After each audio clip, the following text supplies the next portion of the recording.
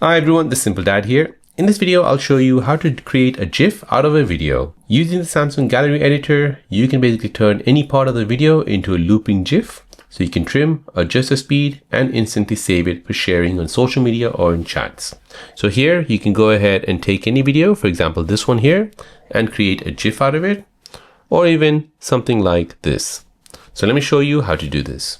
So here we'll go ahead and open our Edge panel, tap on AI Select, and now AI Select will basically choose this. I'll go ahead and just crop this out. Next, I'll tap on the three dots. Now I'll tap on Create GIF. Now I can go ahead and choose if I want in high quality or standard quality. And then once I'm ready, I can go ahead and press record. This will now record a 15-second GIF from that video.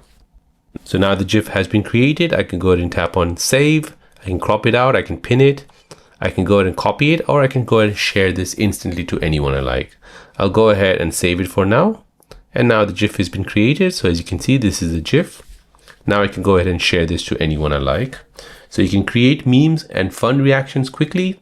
You can share lightweight animated clips instead of full videos.